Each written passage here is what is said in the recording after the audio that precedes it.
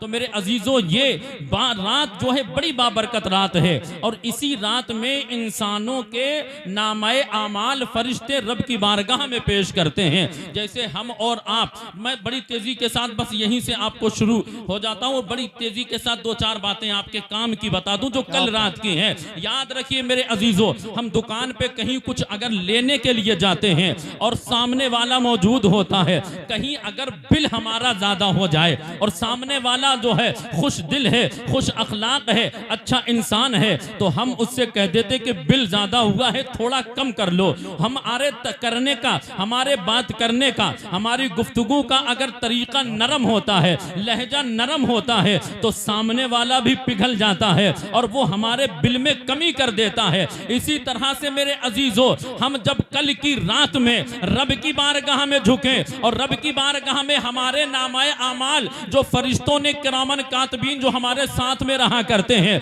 रब की बारगाह में जब वो हमारे दफ्तर को पेश करेंगे, वो दफ्तर पेश कर रहे होंगे, हम अपने रब की बारगाह में इल्तिजा करें, ऐ मेरे मौला मेरे नामाए आमाल जो फरिश्तों ने तेरी बारगाह में पेश किए हैं, मेरे मौला इसमें नेकियां कम है, गुनाह ज्यादा है, ऐ मेरे मौला मैं तेरा गुनाहगार इसिया शार बंदा हो। आज की बरकत रात है, मेरे मौला तेरी तरफ से ऐलान है, ऐ मेरे मौला तेरी तरफ से ये हम गुनाहगारों के लिए मुज़दई जाफिजा है। ऐ मेरे परवरदिगार, फरिश्ते मेरा नामाए आमाल तेरी बारगाह में पेश कर रहे हैं, मेरे मौला मेरी खताओं को तू नेकियों में अपनी रहमत से बदल दे। मेरे गुनाह ज्यादा है लेकिन मेरे मौला तू सत्तारुल उयूब है, अपने शान सत्तारी का पर्दा डालकर मेरे ऐबों की पर्दापोशी फरमा दे और मेरे नेकियों में इजाफा फरमा दे। ऐ मेरे अजीजों, ऐसा कैसे हो सकता है कि हमारे दुनिया के अंदर किसी इंसान के पास जाए और हमारा बिल ज्यादा हो तो वो हमारी आजिज़ी और इनकिसारी को देख करके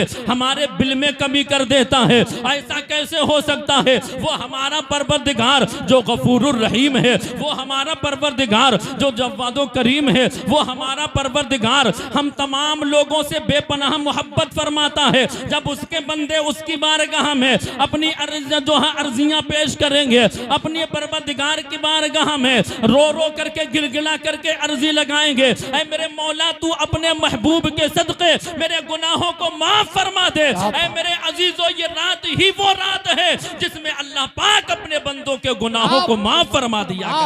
नारे तकबीर, नारे रिसालत, फैज़ाने गौसे आज़म, गुलामाने ताजुश शरिया कमेटी, हजरत अल्लामा कारी उमर रजा कादरी साहिब किबला, नारे हैदरी। हालांकि मैंने तमहीदी गुफ्तगू करने का वक्त नहीं है, मैं बेदी तेजी के साथ, क्योंकि मुझे जैसे ही मैंने खुतबा पढ़ा जहन तो कुछ और बनाया था, लेकिन अब मुझे जैसे ही कान में तारी बरकाती सामने टाइम महमूद जो है महदूद मुझे बताया, मैंने कहा बड़ा तेजी के साथ अब गुफ्तगू करो। कल की रात वो रात है मेरे अजीजों जिसके माँ बाप नाराज हों वो अपने माँ बाप को राजी करे। कल की वो रात है कि अगर किसी का हक किसी के ऊपर आता हो, कल की रात से पहले वो जा करके उस हक वाले से अपना हक माफ कर ले या उसका हक अदा कर दे। कल की रात वो रात है, अपने घरों में जाकर के सोइएगा नहीं, कब्रिस्तान जाकर के जिसके माँ बाप दुनिया से जा चुके हो वो उनकी मगफिरत के लिए जाकर के दुआ करें। कल की रात वो बाबरकत रात है, मेरे आका सल्लल्लाहु ताला अलैहि वसल्लम आराम फरमा रहे थे। सबे बारात की रात जब जो है तमाम रहमतें बरस रही हैं रात में आलम के ऊपर, अल्लाह के महबूब की बारगाह में हजरत जिब्रील हाजिर होते हैं, अर्ज करते हैं या रसूल अल्लाह सल्लल्लाहु ताला अलैहि वसल्लम, आज की रात सोने की रात नहीं है, आज की रात उम्मत के लिए दुआ करने की रात है। सरकार करीम सल्लल्लाहु ताला अलैहि वसल्लम ने इतना सुना, सरकार सल्लल्लाहु ताला अलैहि वसल्लम अपने बिस्तर से उठ करके कब्रिस्तान तशरीफ ले जाते हैं। कब्रिस्तान तशरीफ ले जाने के बाद सरकार ने हम गुनाहगारों के लिए रब की बारगाह में दुआ की। सरकार सल्लल्लाहु ताला अलैहि वसल्लम वैसे तो सारी रात हम गुनाहगारों के लिए दुआ करते रहे और ऐसे दुआ करते थे कि कि आपकी आंखों से आंसुओं का एक सैलाब जारी होता था। और ऐसी दुआ सरकार हम गुनाहगारों के लिए रब की बारगाह में किया करते थे। ऐ मेरे मौला मेरी उम्मत गुनाहगार है, उसकी बख्शी फरमा दे। ऐ मेरे मौला मेरी उम्मत को मेरे हवाले फरमा दे। और इतना हम गुनाहगारों के लिए रोते थे कि बरेली के ताजदार पुकार करके कहते हैं, अल्लाह क्या जहन्नम अब भी न सर्द होगा, अल्लाह क्या जहन्नम अब भी न सर्द होगा। रो रो के मुस्तफ़ा ने दरिया बहा दिए हैं, रो रो के मुस्तफ़ा ने दरिया बहा दिए हैं। और मेरे करीम से गर कतरा किसी ने मांगा, मेरे करीम से गर कतरा किसी ने मांगा, दरिया बहा दिए हैं, दुर्बे बहा दिए हैं। मेरे करीम से गर कतरा किसी ने मांगा। नारे रिसालत, मसलके आला हजरत, नारे हैदरी, मोहब्बत के तकबीर। मोहब्बत के साथ एक मर्तबा बोले सुबहान अल्लाह। अगर बात समझ में आ रही है तो हाथों को उठा करके एक मर्तबा बोले सुबहान अल्लाह। मेरे करीम से गर कतरा किसी ने मांगा, दरिया बहा दिए हैं, दुर्बे बहा दिए हैं। अल्लाह क्या जहन्नम अब भी न सर्द होगा। रो रो के मुस्तफ़ा ने दरिया बहा दिए हैं। हम गुनाहगारों के लिए सरकार जो है शबे बारात की रात में कब्रिस्तान जाकर के रो रहे हैं। अब जरा जहन हाजिर करो, इस रात में होता क्या है। याद रखिए मेरे अजीजों, इस रात में मुर्दों की भी बदली हुआ करती है। नामाए आमाल पेश रब की बारगाह में किए जाते हैं। आओ जरा जहन हाजिर करो, एक वाकया आप लोगों की सिमातों के हवाले और अपनी गुफ्तगू को तमाम करना चाहूंगा। अब जरा जहन हाजिर करें एक मर्तबा और हाथों को उठा करके बोले सुभान अल्लाह, और जोर से बोले, और जोर से बोले सुभान अल्लाह। हजरात जहन हाजिर करें, एक शेख हक हजरत अब्दुल हक मुहद्दिस देहलवी अलैहि रहमत व रिज़वान एक वाकया यूं नकल फरमाते हैं कि एक शामी बुजुर्ग जब जन्नतुल बकी कब्रिस्तान में शबे बारात की रात में पहुंचे तो देखा कि आंखें बंद हैं उनकी, और आंखें बंद करके वो फातिहा पढ़ने लगे। आंखें बंद है लेकिन अल्लाह पाक ने हिजाबात को हटा दिया, तमाम पर्दे हट गए। और जब पर्दे हटे तो वो शामी बुजुर्ग बयान करते हैं, मैंने क्या देखा कि जन्नतुल बकी कब्रिस्तान का दरवाजा खुला, और जैसे ही दरवाजा खुला तो मैं देख रहा हूं कि कुछ मुर्दे बाहर से अंदर लाए जा रहे हैं। अंदर लाना तो समझ में आता है क्योंकि मुर्दे बाहर से अंदर कब्रिस्तान के लाए जाते हैं, लेकिन वो शामी बुजुर्ग बयान फरमाते हैं कि मैंने देखा थोड़ी देर के बाद कुछ मुर्दे अंदर से बाहर लाए जा रहे थे। ये देख करके वो हैरान हो गए, ये मामला क्या है कि मुर्दे बाहर से अंदर तो जाते हैं, लोग दफना करके आ जाया करते हैं, लेकिन ये क्या मामला है, कब्रिस्तान के मुर्दे बाहर लाए जा रहे हैं, ये क्या मामला है। वो हैरत में पड़ते हैं। फिर वहां के एक मशहूर आलिम दीन की खिदमत में हाजिर होते हैं। शामी बुजुर्ग ने सारा मामला उनको बयान किया। बयान करने के बाद उन्होंने कहा, क्या तुम ये नहीं जानते हो, नबी का फरमान नहीं पढ़ते हो। बोले फरमाने नबी क्या है। बोले फरमाने नबी ये है कि दुनिया के अंदर जो जिससे मोहब्बत करेगा बाद मरने के हश्र भी उसी के साथ होगा। बोले मतलब ये है, ये जो बाहर से लाए जा रहे थे ये वो मुर्दे थे कि जो दुनिया में कहीं भी रहा करते थे, लेकिन इनकी तमन्ना, इनकी जुफ्तजू, इनकी आरजू ये होती थी कि ऐ मेरे परवरदिगार हमें मदीना शरीफ की जियारत नसीब हो जाए, हमें गुंबद खजरा की जियारत नसीब हो जाए। ये दुनिया में रहते तो अपने अपनी जगहों पर थे, लेकिन दिल में हमेशा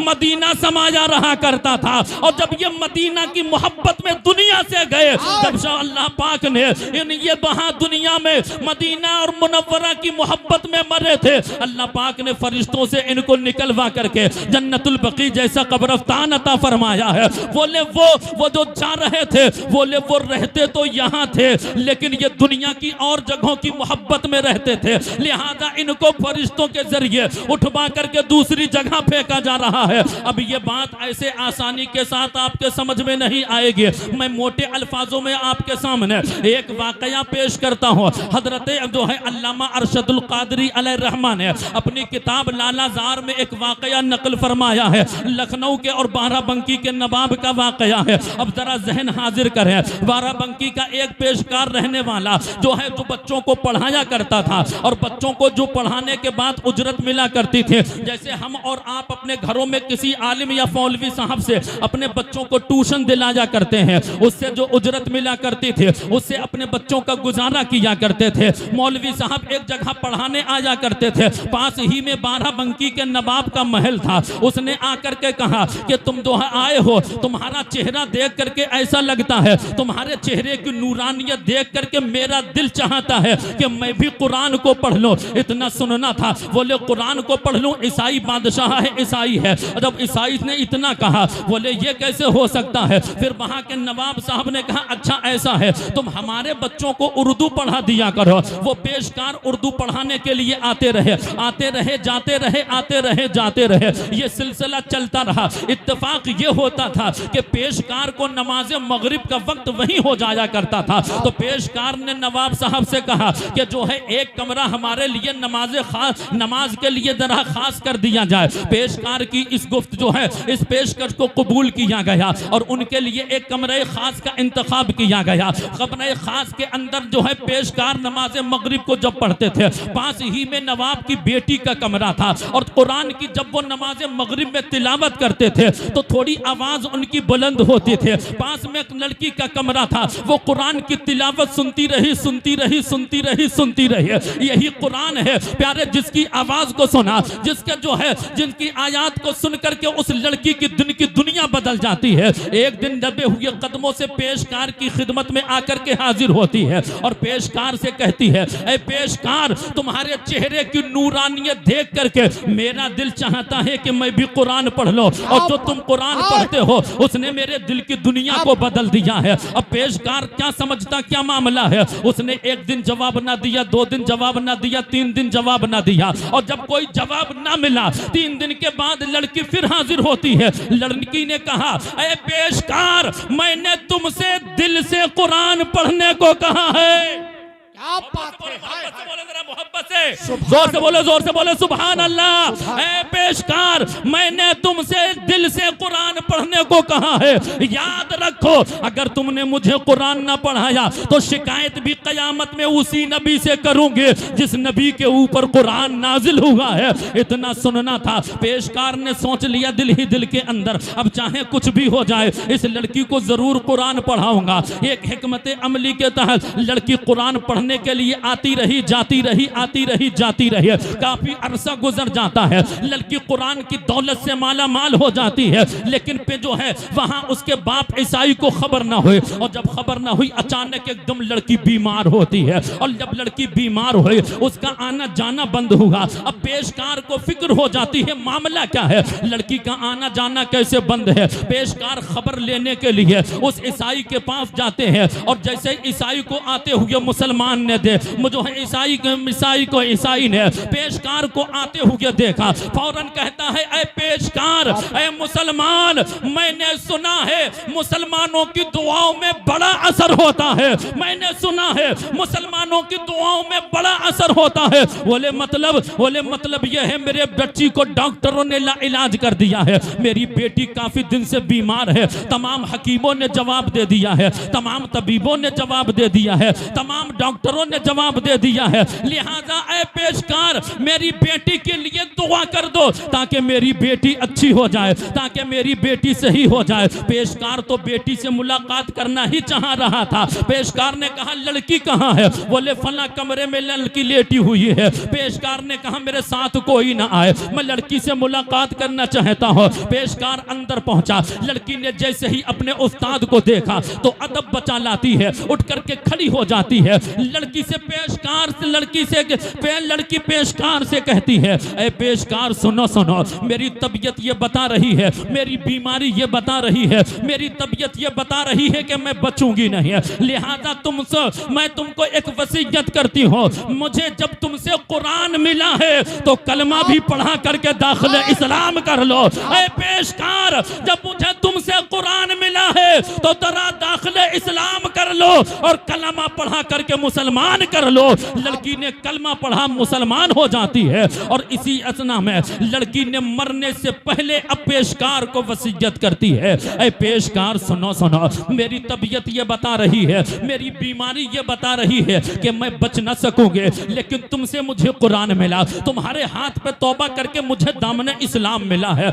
मैं तुमको ये वसीयत करती हूँ, चूना के अब मैं मुसलमान हो चुकी हूँ, ये राज मेरे और तुम्हारे अलावा कोई नहीं जानता है, लेकिन बाद मरने के मेरी मेरी गैरत को ये गवारा नहीं है। मेरा बाप ईसाई है, वो मुझे ईसाई तौर तरीके से ईसाई कब्रिस्तान में ले जा करके ताबूत में बंद करके दफन करेगा। मेरी तुमको ये वसीयत है कि मैं मुसलमान हो चुकी हूँ, बाद मरने के मुझे किसी गैर कब्रिस्तान में रहना गवारा नहीं है। मैं तुमको वसीयत करती हूँ कि मुझे उस कब्रिस्तान से निकाल करके किसी मुसलमानी कब्रिस्तान में ले जा करके दफन कर देना। पेशकार ने वसीयत को कबूल किया। इधर लड़की का इंतकाल होता है। लड़की का इंतकाल होने के बाद उसके बाप ईसाई ने ईसाई तौर तरीके के साथ में ताबूत में बंद करके ईसाई कब्रिस्तान में लड़की को ले जा करके दफन किया। पीछे पीछे पेशकार भी जाता है उस कब्र की निशानदेही की, और कब्र की निशानदेही करने के बाद पेशकार आता है। वसीयत कर तुम लड़की ने की है, अब वसीयत को पूरा भी करना है। अपने 4 हमराज साथियों को लेता है। लेने के बाद कहता है, ऐ मेरे साथियों सुनो सुनो, ये जो लड़की पे जो है ईसाई की खत्म हुई है,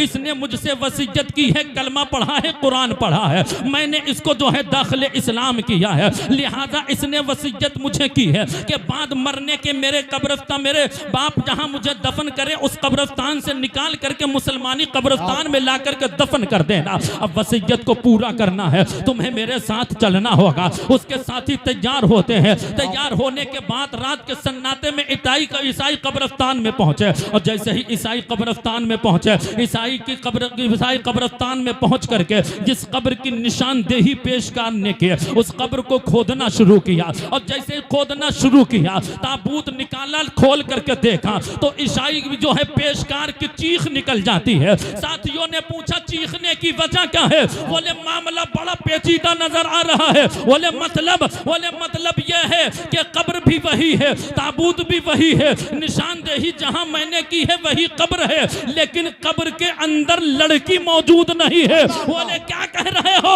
बोले इसके अंदर तो हमारे गांव के एक जो है नवाब साहब पड़े हुए हैं। बोले मतलब? बोले लग रहा है मुर्दों की बदली हो गई है। कब्र को बंद किया। कब्र को बंद करने के बाद में 12 बंकी आते हैं। आने के बाद में देखा, वहां जाकर के पूछा लोगों से, क्या किसी नवाब साहब का इंतकाल हुआ है? बोले हाँ नवाब साहब का इंतकाल हुआ है। लोग करके पूछा कि कहाँ है कब्र? लोगों ने कब्र को बताया। उस कब्र की भी निशानदेही की जाती है। इस कब्र की निशानदेही करने के बाद ये रात के सन्नाटे में चारों साथी पहुंचते हैं। पहले उस कब्र को खोदा, अब इस कब्र को खोदते हैं। और जैसे ही कब्र को खोदना था कि उसके एक साथी की चीख निकलती है कि मामला ये क्या हो रहा है। जैसे ही कब्र को खोद करके देखा तो उसके अंदर न लड़की थी, न वो नवाब साहब थे, बल्कि अरब के एक शेख जी पड़े हुए हैं। मामला क्या है? कब्र को बंद किया। बंद करने के बाद रात के सन्नाटे में बैठ करके आपस में गुफ्तगू करने लगे, यार वसीयत को पूरा करना है, अगर वसीयत पूरी ना हुई लड़की कब्र मैदान कयामत में दामन थाम लेगी। जवाब देना होगा, क्या किया जाए? वहां की कब्र को खोदा, वहां लड़की ना मिले, यहाँ की कब्र को खोदा, यहाँ लड़की ना मिली, और यहाँ का मुर्दा ना मिला, बल्कि अरब के एक शेख जी पड़े हुए हैं। ये मामला क्या है? अब अरब जाने की प्लानिंग कर रहे हैं, सऊदिया जाने की प्लानिंग कर रहे हैं, वसीयत को पूरा करना है। और जैसे ही रात के सन्नाटे में वो पेशकार सोता है, वही लड़की ख्वाब में आती है, आकर के कहती है, ऐ पेशकार तुमसे वसीयत पूरी करने को कहा था, लेकिन तुम तो वसीयत पूरी अभी कर ना सके हो। बोले वसीयत पूरी करने के चक्कर में तुम्हारी कब्र को खोदा, वहां तुम ना मिले, यहाँ की कब्र को खोदा, यहाँ तुम ना मिले, यहाँ तो वहां तुम ना थे, यहाँ तुम ना थी, यहाँ का मुर्दा यहाँ ना था, बल्कि अरब के एक शेख जी पड़े हुए हैं। ये मामला क्या है? लड़की कहती है, ऐ पेशकार क्या सिर्फ कुरान पढ़ते हो, फरमाने रसूल नहीं पढ़ते? अरे क्या बात है मुफ्ती साहब, क्या बात है? मोहब्बत से एक मर्तबा बोले सुभान अल्लाह। क्या बात है उमर भाई? और जोर से बोले, और जोर से बोले सुभान अल्लाह। बाबू चाय थोड़ी देर के लिए बंद कर दे, वापस लेकर के जा, यहीं से वापस लेकर के मेरे अजीज चाय बंद कर दे। मोहब्बत के साथ एक मर्तबा बोले सुभान अल्लाह। पेशकार कहता है, तुम्हारी वसीयत पूरी करने के चक्कर में उस कब्र को खोदा, वहां तुम ना मिले, यहाँ का मुर्दा वहां था, हमने सोचा यहाँ तुम होगे, यहाँ की कब्र को खोदा, यहाँ तुम ना मिली, यहाँ का मुर्दा भी ना मिला। देखा कि अरब के एक शेख जी पड़े हुए हैं, हम तो अरब जाने की प्लानिंग कर रहे रहे हैं। कहा कि क्या सिर्फ कुरान पढ़ते हो, फरमाने रसूल नहीं पढ़ते? बोले फरमाने रसूल क्या है? बोले अल्लाह के नबी का फरमान ये है, जो दुनिया के अंदर जिससे मोहब्बत करेगा बाद मरने के हश्र भी उसी के साथ होगा। बोले मतलब ये है कि तुम्हारे गांव का मुर्दा तुम्हारे गांव के नवाब साहब थे, वो हमारे अब्बा की चमचागिरी किया करते थे, इसलिए अल्लाह पाक ने बाद मरने के उनको वहां से निकलवा करके हमारे कब्र में फिकवा दिया। बोले ये जो मुर्शेख जी थे ये रहते तो अरब में थे, लेकिन अल्लाह पाक ने वहां रहते थे, मगर इनके दिल के अंदर ये तमन्ना थे कि जब दुनिया है इंडिया जाऊंगा तो लखनऊ की भूल भुलैया जरूर देख करके आऊंगा, इसलिए अल्लाह पाक ने इनको उठवा करके वहां फिकवा दिया। बोले तुम कहां गए? बोले मुझे ये मोहब्बत रसूल का फल मिला, मुझे ये मोहब्बत रसूल का इनाम मिला। तुमसे तो वसीयत पूरी करने को कहा था, लेकिन ऐ पेशकार तुम्हारी जरूरत भी ना पड़े। बोले मतलब ये है कि अल्लाह पाक ने मुझे मोहब्बत रसूल का ये इनाम अता फरमाया कि मुझे मेरी कब्र से निकलवा करके जन्नतुल बकी जैसा कब्रस्तान अल्लाह ने अता क्या फरमाया। बात है, नारे तकबीर। अल्लाह ने हाथ दिया है तो हाथों को उठा के नारे का जवाब दे दे, नारे तकबीर। हल्के बोलो, डर लग रहा है आपकी आवाज को कोई पकड़ लेगा, शर्म लग जाएगी आपको। बड़े अच्छे लोग हो, जरा हल्के से बोलो नारे तकबीर, और हल्के बोलो, बाहर ना चला जाए पिंडाल से। नारे तकबीर, नारे रिसालत। अब बिहार वालों जरा जोर से बोलो, नारे रिसालत। फैजाने गौसे आज़म, ख्वाजा का हिंदुस्तान, इश्क मोहब्बत। मेरे अजीजों, जो दुनिया से जिससे मोहब्बत रखेगा, जो दुनिया में जिससे मोहब्बत रखेगा, बाद मरने के हश्र भी उसी के साथ होगा। याद रखो, अब मैं तुमसे लास्ट बात कहने जा रहा हूँ, दिल की तख्ती के ऊपर लेकर के जाइए। ऐ दाढ़ियां मुड़ाने वालों, ये बताओ तुम दाढ़ी मुड़ा करके किससे मोहब्बत करते हो? वो उनका मामला क्लियर है जिन्होंने दाढ़ी रख करके ये सबूत दे दिया कि नबी की प्यारी सुन्नत अपने चेहरे के ऊपर सजाए हैं, उनका मामला क्लियर है। तुम ये बताओ किसकी मोहब्बत में मुड़ा रहे हो? कसम खुदा की, हजरत आदम से लेकर के हमारे नबी तक, हमारे नबी से लेकर के हमारे पीर ताजुश्शरिया तक कोई भी दाढ़ी मुंडा नहीं है। हाय हाय हाय हाय, बहुत बड़ा कोई भी दाढ़ी क्या मुंडा बात है यार, जिंदाबाद जिंदाबाद। तुमसे मैं खिताब कर रहा हूँ, तुम कहाँ जाओगे? क्या बात, वो अलग मसाला है। वो लोग समझे जो ताजुश्शरिया के मुरीद खास है। ताजुश्शरिया फरमाते हैं, ऐ लोगों कि जो लोग वीडियो बनाते हैं या बनवाते हैं वो हमारे मुरीद नहीं है। कयामत में क्या होगा वो सब बात की बात है, पहले ताजुश्शरिया को मुंह दिखाने के लायक बन जाइए। क्या बात है, सुभान अल्लाह। अजीजों, जलसा हरामकारी से बचने के लिए, बचाने के लिए किए जाते हैं। क्या बात, अगर यही काम यहाँ होने लगे तो मेरे अजीजों फिर अल्लाह पाक खैर फरमाए। क्या बात। मेरे अजीजों, कल की रात बड़ी बाबरकत रात है, अपने आप को बचाइए।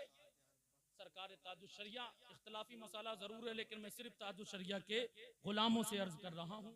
मैं खुद भी ताजुश्शरिया का गुलाम हूँ, इसलिए अपने पीर वो तो जब गए, याद रखिए वो जमाने को ये पैगाम देते हुए गए, अख्तरे कादरी खुल्द में चल दिया। क्या बात, अख्तरे कादरी खुल्द में चल दिया, खुल्द वहाँ है हर एक कादरी के लिए।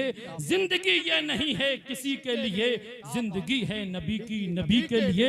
ना समझ मरते हैं जिंदगी के लिए, जिंदगी है नबी की, नबी के लिए। चांदनी 4 दिन है सभी के लिए, है सदा चांद अब्दुल नबी के लिए।